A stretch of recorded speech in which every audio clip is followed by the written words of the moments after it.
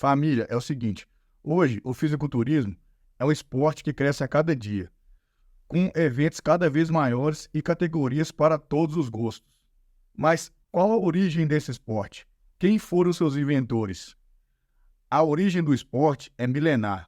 No Egito e principalmente na Grécia Antiga, já existiam competições de beleza e força corporal, totalmente rudimentares e diferentes do fisiculturismo como conhecemos hoje. Esses povos consideravam homens com físicos musculosos e belos mais aptos para a guerra e para proteger as famílias. Porém, foi apenas no século XIX que o esporte como conhecemos hoje começou a dar os seus primeiros passos. Nesse momento da história, homens grandes e robustos atraíam multidões por onde passavam, demonstrando quanto peso podiam carregar, principalmente em parques de diversões e circos. Foram esses homens rudimentares os primeiros a defender exercício físico e boa alimentação como forma de conseguir saúde e vigor físico.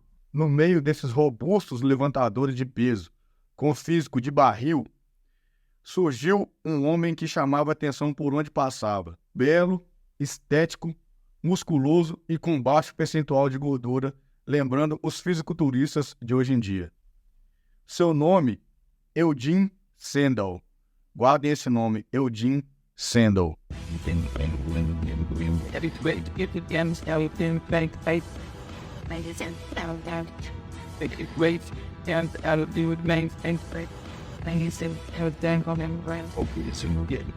Com o tempo, a atenção do público começou a se voltar muito mais para o físico de Sandel do que para quanto peso os robustos homens com físico de barril conseguiriam carregar. Enxergando essa tendência, um homem à frente do seu tempo, como era Sandel, começou a fazer poses parecidas com as poses de fisiculturismo que temos hoje em dia, no meio das suas apresentações de força. O público ia ao delírio. As mulheres, então, faziam fila para ver Eugene Sandel. Surgia, então, o pai do fisiculturismo. Promovido por seu amigo chamado Florenz Siegfried, o homem mais forte do mundo, como Sandel era chamado, passou a viajar pelo mundo inteiro, exibindo seu físico, que lembrava muito as estátuas dos antigos deuses gregos, atraindo multidões por onde passava. Uma das apresentações de Sandel que mais deixava o público em êxtase era caminhar por uma caixa de vidro, vestindo apenas uma folha de figo, fazendo poses de fisiculturismo. Sandel ganhou então muito dinheiro e criou uma competição onde os atletas eram comparados de acordo com a sua beleza e estética corporal. O ganhador levava para casa uma estátua de Eugene Sandel feita de ouro, estátua que até hoje é dada aos campeões do Mr. Olímpia. Sua morte foi no mínimo irônica. Passando por uma estrada, viu um carro atolado e viu-se na obrigação de demonstrar sua enorme força física. Tentou arrancar o carro de lá com apenas uma das mãos, fato que o rendeu uma hemorragia cerebral, e assim era o fim da vida do grande Eugene Sandel.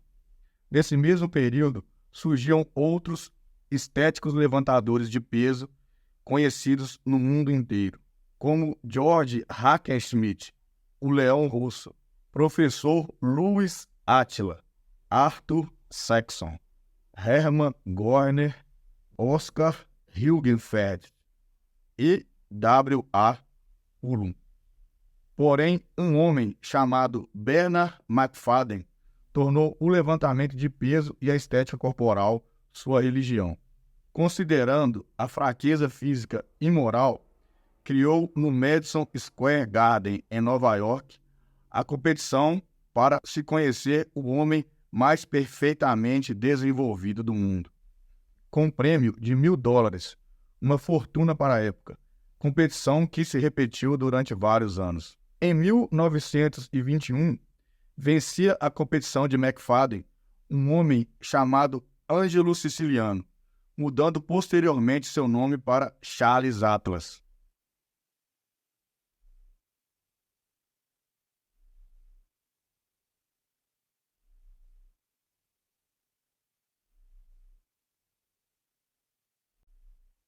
Charles Atlas foi responsável pela criação de um curso de exercícios físicos por correspondência, chamado Tensão Dinâmica.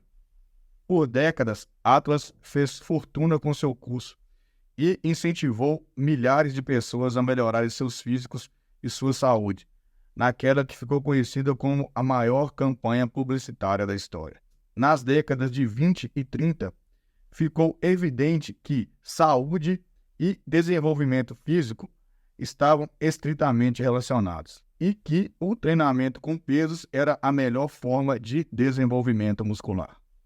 Até mesmo Charles Atlas, a mente por trás da tensão dinâmica, usou treinamento com pesos para construir seu físico.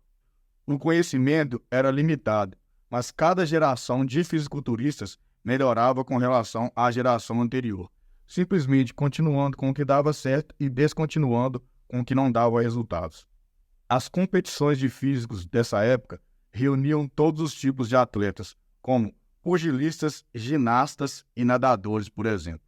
Porém, os atletas que trabalhavam com peso sempre se destacavam nessas competições, consagrando-se assim o trabalho com pesos a melhor forma para o desenvolvimento muscular. Em 1940, a União de Atletas Amadores criou o primeiro evento de fisiculturismo mais parecido com os que conhecemos hoje em dia.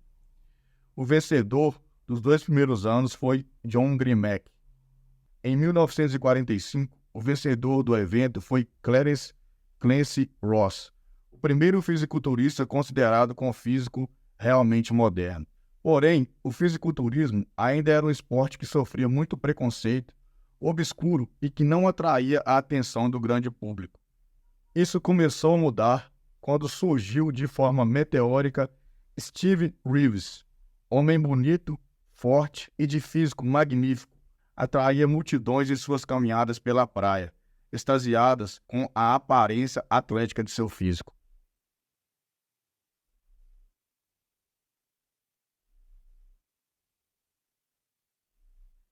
Após vencer o Mr. América e o Mr. Universo, Steve Reeves abandonou o fisiculturismo e se tornou estrela de cinema, fazendo filmes de grande sucesso, como Hércules, Morgan o Pirata e O Ladrão de Bagdá.